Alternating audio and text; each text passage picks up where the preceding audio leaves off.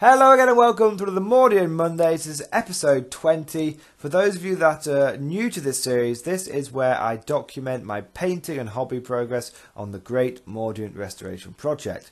You might be asking, what is the Great Mordian Restoration Project? Well, it is the complete and utter restoration of my Mordian 50th Rifles Pure Infantry Imperial Guard Army.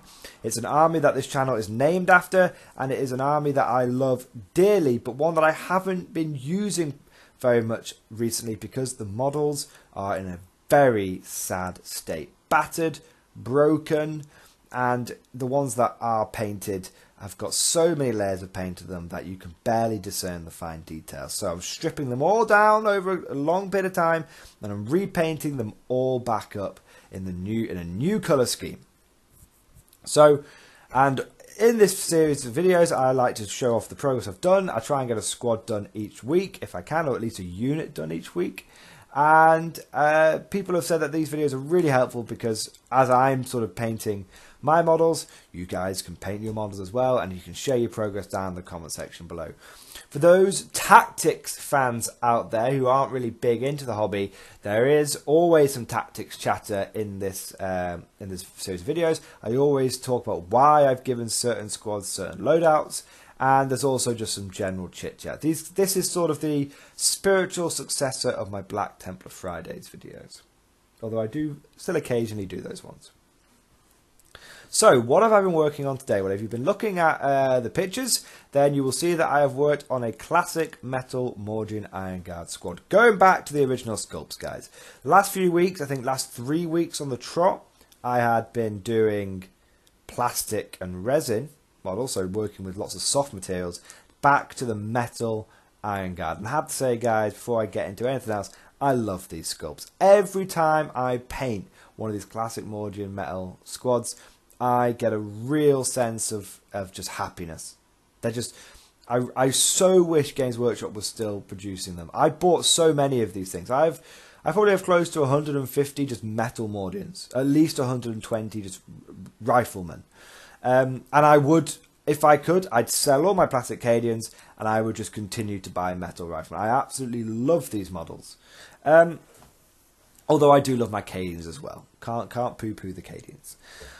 There's also a little sense of sadness because these sculpts are very hard to get now. There is a finite number of metal guardsmen out there now. Get them while you can. Games Workshop, if you are listening to this, please, I'm not asking for you to bring in new sculpts. Please just bring back the old guard ones. You don't even need to give us a lot of options. We'll convert them. We'll do it ourselves. We'll make it work. The Guard community, we always do. Just show us a little love. We don't even need new shit. With the Guard, we don't expect new shit. Leave that to the Marines. Just give us our old metal models back. I guarantee you bring the old metal models back. I will personally buy 10 boxes of Mordian Iron Guard just as a starting point. I guarantee it. That's assuming anyone from Games Workshop even hears these videos. I highly doubt it. So, let's get on to the painting side of things. So, as you can see, I used the new techniques, guys. The edge highlighting, the dry brushing. And I have to say, it's amazing. It's like night and day, the difference. Still refining the techniques. Some models are slightly more dry brush than others. But overall, I think the effect has worked quite well. For those of you that are curious what I'm edge highlighting with, I am using Warpstone Glow for the edge highlight on the green. And I'm dry brushing with Niblet Green, which is quite bright, but not too bad. I am not edge highlight. Oh, well, I am edge highlighting the epaulets of the Iron Guard riflemen. And, well, Iron Guard models. And they get edge highlighted in Calidor Sky and then also dry brushed in the same colour, which looks great. Really enjoying it. Have to say, since I've done this edge highlighting and dry brushing stuff, I am fully committed to the scheme. No more backwards glances. It's perfect. It was just slightly too dark. We found a way of brightening it up. Thank you so much to all you guys for your advice on that. I wasn't sure if it was going to work on the Iron Guard. It worked all right on the Cadians. It works even better on the Iron Guard, which is just fantastic. For those of you that are, like I said, that are wondering about the Cadian Melter Gunner, that is it is a metal model, and these are still available from Games Workshop now. So if you go on Games Workshop website, they're direct order only. It's a little blister pack, and you get 2 special weapon gunners in. You get a melter gunner and you get a plasma gunner, and that is for a flat £10. That's not too bad, actually. That's actually it used to be cheaper. It used to be about £8.70, but you know, GW prices going up.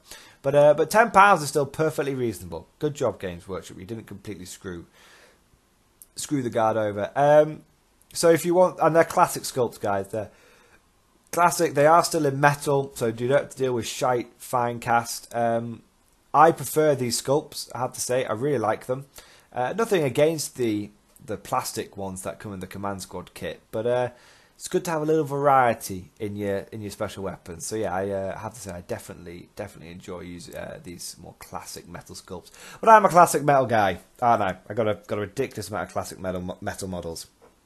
Speaking of which, I have finally put together the last squad for 2nd Platoon, and it is a plastic, mostly plastic Cadian converted squad. However, I did manage to acquire off eBay a really classic Cadian Sergeant.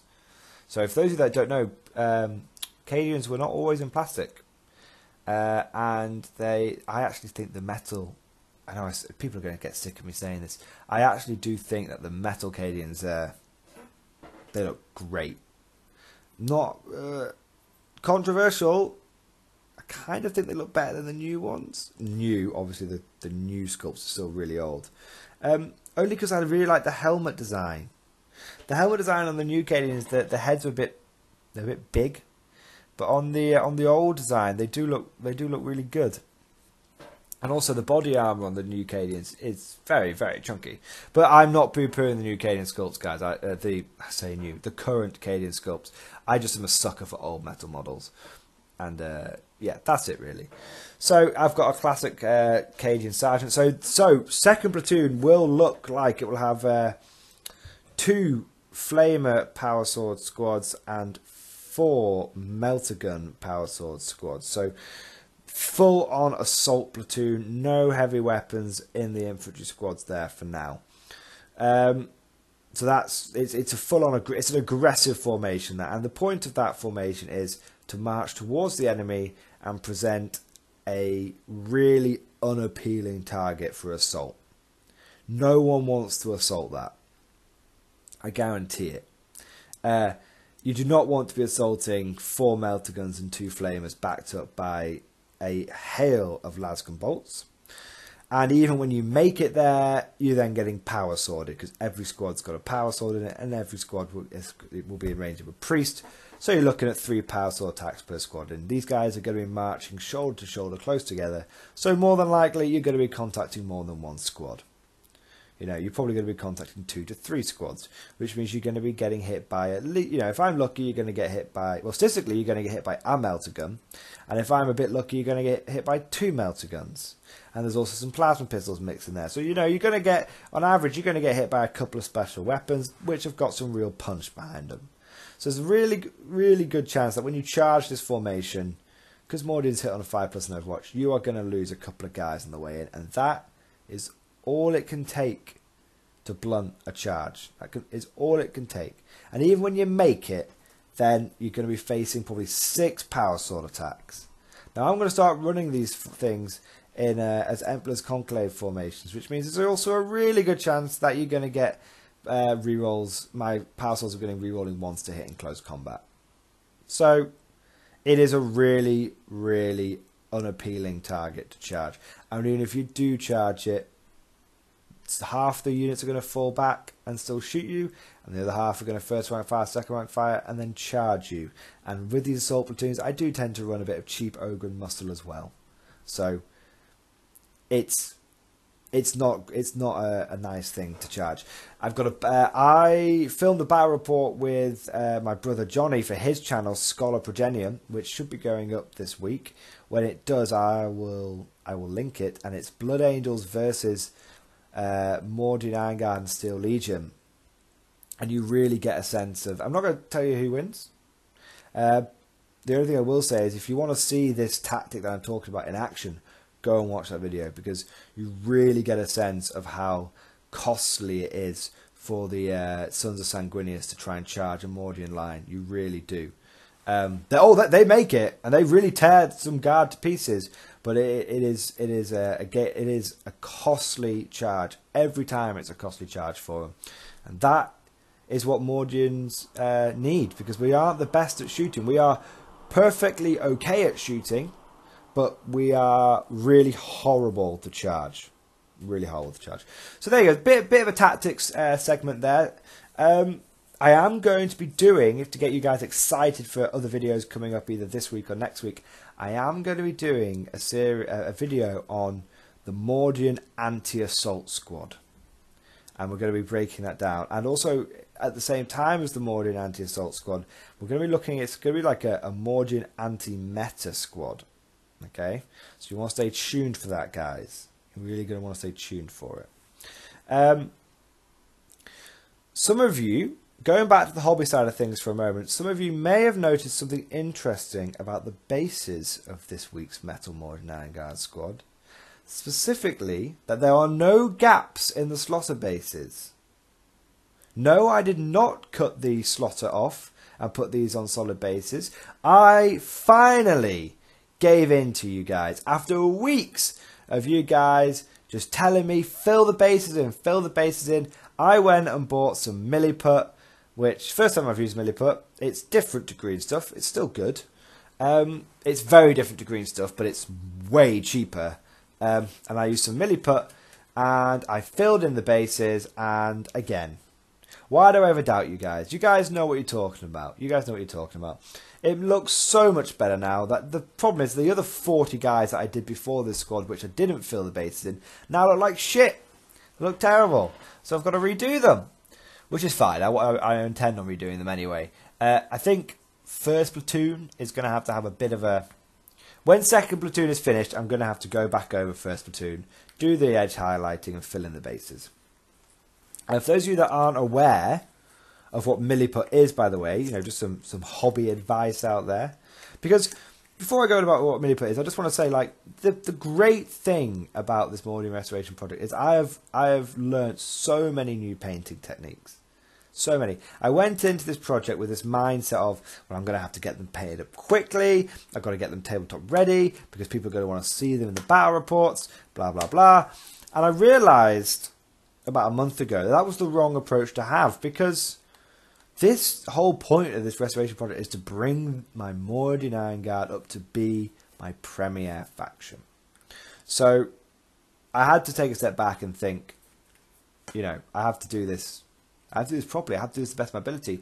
Otherwise, why am I really doing it? If I'm only doing this, if I'm not painting the Mordians up to be as good, if not better, than my other more recent armies, like my Steel Legion and my Genestealer Cult and my Black Templars, then why am I doing it? Why am I doing it? So I am now fully committed to painting the Mordians to the best of my ability. Fill the bases in, get them looking consistent, do the edge highlights, and do the dry brushing. Committed to it. I'm going to make the Great Mordian Restoration Project is going to be a proper restoration project now. But that does mean I'm going to have to go back and redo some of my earlier work. Anyway, back to milliput quickly.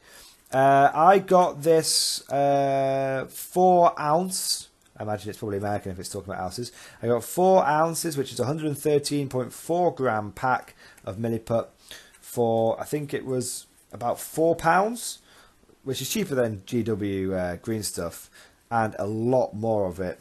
And I got it from Hobbycraft because it was, I think you can get it way cheaper online, but it was convenient to buy it from Hobbycraft, which is my local hobby store. It's like green stuff. It comes in 2 parts, but it's 2 big tubes, and you mix equal parts together. I will say, it's like crumbly. It's a lot more crumbly than green stuff. Green stuff is quite smooth, but also quite tacky. Really quite tacky. Whereas milliput is a bit more crumbly, but not as sticky. Doesn't quite stick to your fingers the same way, and you can push it into things. The problem with green stuff is it gets stuck to your fingers and it doesn't want to come off and go into the cracks. Whereas with milliput, you can push it in, and you still get loads of it stuck to your fingers and stuff, but it goes where you want it to go. So I guess what I'm trying to say is it's a little bit more malleable, moldable. It's interesting. I don't know if I'd try and build models out of this stuff. I know some people do fully build models out of green stuff, or green stuff likes alternatives. I don't know if I would out of milliput. You might be able to. I know someone, Wargamer Nick, go and check his YouTube channel out, has done a whole Valhalla army out of milliput, I think. So that's interesting. It's difficult. It's not that difficult to use. It's not that difficult to use, to be honest. And what I'm saying is, guys, is I recommend it. If you're looking for a cheap alternative to green stuff that you can use to fill gaps in models and whatnot, I recommend milliput. So, yes, I finally filled the bases in. It does look a lot better. So I think that's it for this week, guys. Nowhere near as much to talk about over the last few weeks because I've not been doing any conversions. And I have to say, it's quite nice going back to doing all these Mordian squads. A bit more simpler. I found it a lot quicker painting these guys up.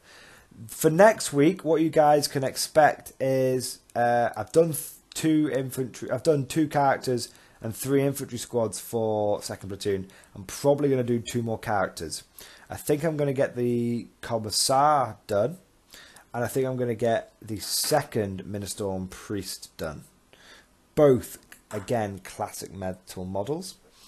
After that, we're going to have to get another metal infantry squad done, and then we'll finish off the main bulk of second platoon with the converted Cadian squad led by the metal classic sergeant. That should take us, looking at the timeline, that should take us to the end of November. Okay, maybe into the first week of December. Which, let's be realistic. I'll do 2 characters this week, then 3 squads, bit of leeway. So that should take us to the 8th of December, guys, to have the bulk of second platoon done. That will then give me an additional 3 weeks. Bearing in mind I will be off, so I should get more painting done because I'll be off over the Christmas period. That gives me another 3 weeks to finish second platoon off, which will mean the mortars are already done. They need changing a little bit. They need some of them were used as test paint models. The mortars are mostly done, so I'll have to retouch up the mortars and do another abhuman squad. And then I'll obviously go back and touch up first platoon. But we're not, you can see we've got some leeway. I'm interested in adding a special weapons squad and a command squad to each platoon as well. I am interested in doing that. And I have to do a veteran squad. So depending on how much time, I definitely have to get the veteran squad done and the abhuman squad done. Whether that's going to be Ratlings or Ogres, I don't know yet. But at the end of the year, I want first and second platoon completely and utterly done.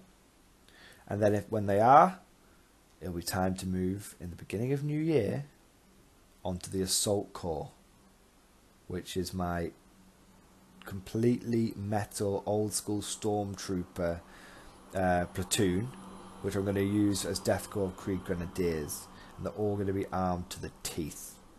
It's going to be very exciting, guys. I've talked about the Assault Corps before. Go and watch the last couple of weeks' videos for me to talk to if you want a bit more detail on it.